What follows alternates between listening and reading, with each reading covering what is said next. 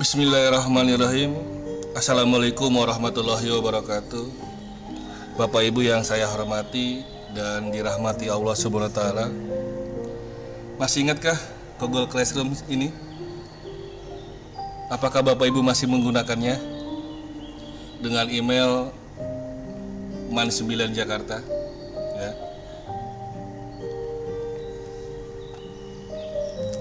Jika masih, alhamdulillah dan terima kasih, karena kita sudah masuk ke dalam abad 21 revolusi industri 4.0 dan menuju ke 5.0. Bapak Ibu yang saya hormati, dirahmati Allah Subhanahu wa taala.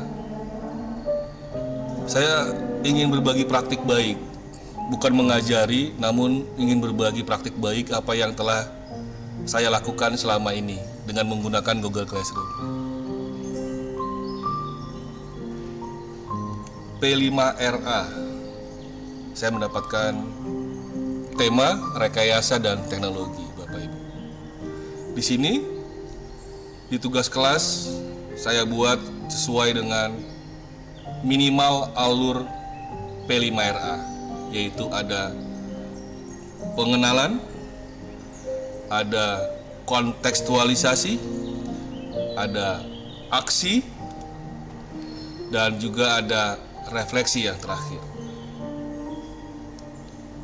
Pertemuan pertama kepada peserta didik atau bimbingan kita, itu kita kenalkan terlebih dahulu tentang apa itu teknologi, lalu mengidentifikasinya, yang mana teknologi tepat guna, manalah yang teknologi yang bukan tepat guna. Saya berikan referensi media agar mereka baca dan pahami. Setelah itu kita akan diskusikan. Setelah kita masuk ke materi ini, lalu materi berikutnya adalah bentuk dan fungsi teknologi. Di sini saya juga memberikan sumber-sumber materi yang saya bagikan, agar mereka tidak perlu lagi untuk searching, mencari di Google, karena butuh waktu.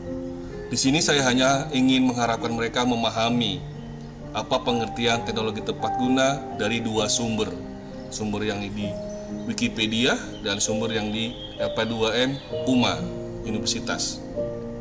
Dan juga saya berikan beberapa contoh teknologi tepat guna untuk agar mereka pelajari. Berikutnya di teknologi di madrasahku, saya berikan tugas pada mereka untuk membuat KWL chart. Di sini ada rubrik penilaian, di mana mereka akan dinilai oleh saya berdasarkan Mandiri Know, Mandiri What, dan Mandiri Learn. Di sini ada poin-poinnya, Bapak Ibu. Setelah saya nilai, mereka juga mengerjakan tugas, ada 18 yang telah dinilai. Lalu mereka juga nanti akan mengerjakan refleksi secara individu. Saya juga buat rubriknya, menghasilkan gagasan yang orisinal. Apakah mereka memiliki gagasan yang orisinal? Kita dapat menilai sangat berkembang sesuai harapan, mulai berkembang, dan belum berkembang.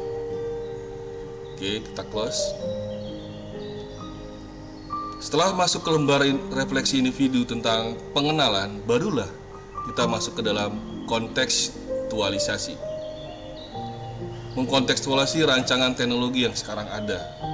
Nah, ini saya berikan informasinya, deskripsinya, tujuan pembelajaran hari ini misalkan, ya. Peserta didik mampu mengidentifikasi bentuk permasalahan yang ada di lingkungan sekolahnya. Lihat teknologi tepat guna di bawah ini dan praktik inspirasi ke-1 sampai ke-4 dan berikan tanggapan dampak dan manfaatnya.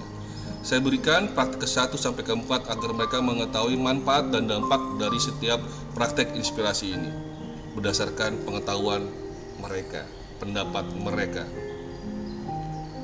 Mengisinya secara online dan kita mendampinginya. Berikutnya, setelah sudah mengkontekstualisasi rancangan teknologi, lalu mereka mampu mengeksplorasi isu, mengidentifikasi penggunaannya.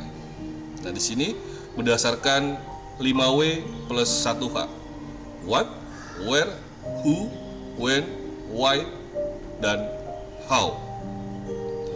Di sini juga saya membuat kriteria rubrik penilaiannya biar mudah menilainya. Pengumpulan berita, analisis 5W 1H, dan pemahaman masalah. Oke, berikutnya.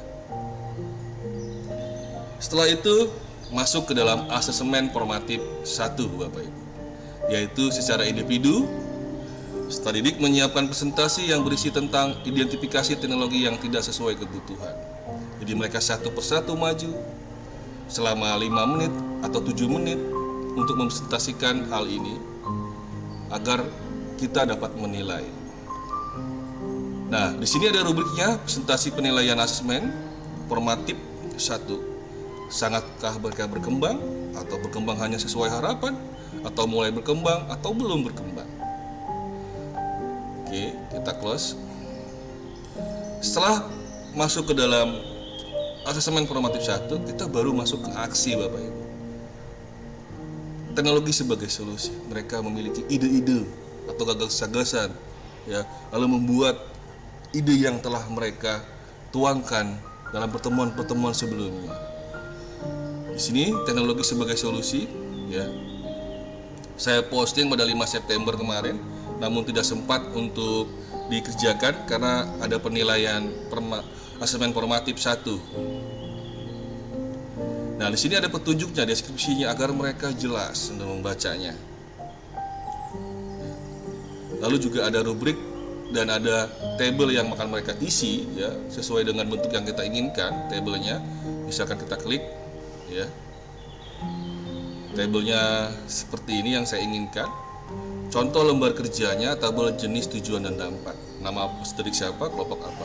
Jadi ini individu dulu. Jadi setiap individu nanti memiliki atau mengisi dan akan didiskusikan di kelompoknya. Karena setiap individu mungkin akan mendapatkan banyak alat yang dapat mereka sebutkan. Nanti dalam kelompok tersebut akan diambil yang terbaik, 3 terbaik dari 3 orang dalam satu kelompok tersebut. Di sini juga saya buatkan rubriknya, Bapak Ibu, ya, nilai-nilai yang dibangun. Jadi gagasan mereka, ya, apakah muncul atau tidak di sini, ya. Ini poin-poinnya. Dengan rubrik ini seorang guru tentunya akan dipermudah dalam penilaian. Jadi Bapak Ibu, mari kita mulai dengan menggunakan rubrik dalam setiap penilaian. Nah, di sini aksi prototipe belum saya berjalan, ya Bapak Ibu, mungkin minggu ini. Setelah selesai semua baru ada namanya refleksi, Bapak Ibu, di sini. Maaf. Ada refleksi. Itulah alur dari proyek P5RA. Bukan sekedar kita meminta peserta didik untuk membuat judul dan mengerjakan proyek, namun kita juga memberikan materi pembelajaran agar mereka mengenal, lalu mendampinginya dan memfasilitasi mereka. Baik Bapak Ibu, semoga apa yang saya bagikan di praktek baik ini dapat bermanfaat untuk rekan-rekan semuanya, Bapak Ibu guru yang hebat. Terima kasih. Wassalamualaikum warahmatullahi wabarakatuh.